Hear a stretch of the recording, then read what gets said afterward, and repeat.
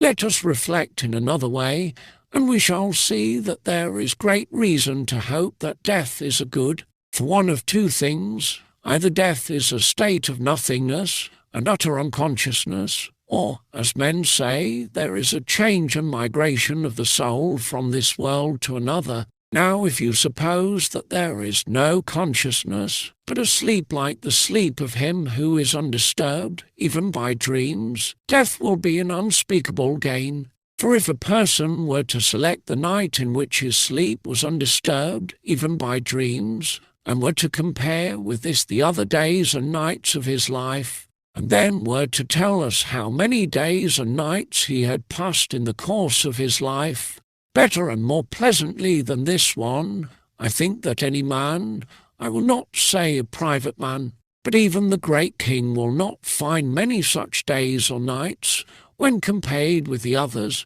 Now, if death be of such a nature, I say that to die is gain, for eternity is then only a single night. But if death is the journey to another place, and there, as men say, all the dead abide, what good, O my friends and judges, can be greater than this?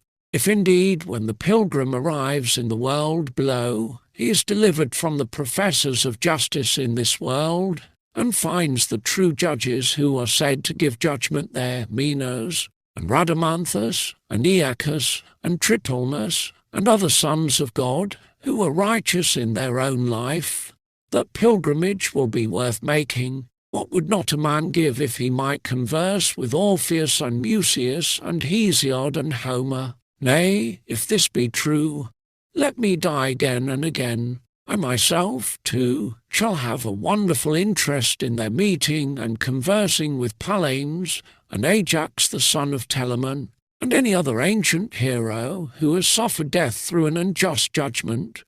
And there will be no small pleasure, as I think, in comparing my own sufferings with theirs. Above all, I shall then be able to continue my search into true and false knowledge, as in this world, so also in the next, and I shall find out who is wise, and who pretends to be wise, and is not. What would not a man give, O judges, to be able to examine the leader of the great Trojan expedition, or Odysseus or Sisyphus, or numberless others, men and women too? What infinite delight would there be in conversing with them and asking them questions? In another world they do not put a man to death for asking questions, assuredly not, for besides being happier than we are, they will be immortal, if what is said is true.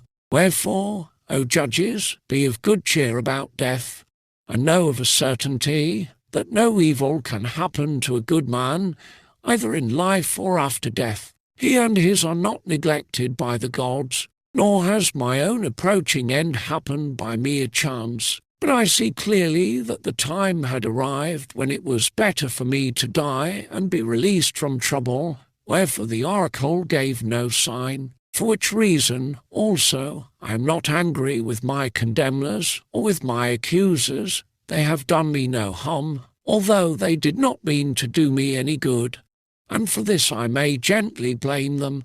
Still I have a favour to ask of them. When my sons are grown up, I would ask you, O my friends, to punish them, and I would have you trouble them, as I have troubled you, if they seem to care about riches, or anything more than about virtue, or if they pretend to be something when they are really nothing. Then reprove them, as I have reproved you, for not caring about that for which they ought to care, and thinking that they are something when they are really nothing. And if you do this, both I and my sons will have received justice at your hands. The hour of departure has arrived, and we go our ways, I to die, and you to live. Which is better God only knows. Excerpt from the Apology, the complete works of Plato and Socrates,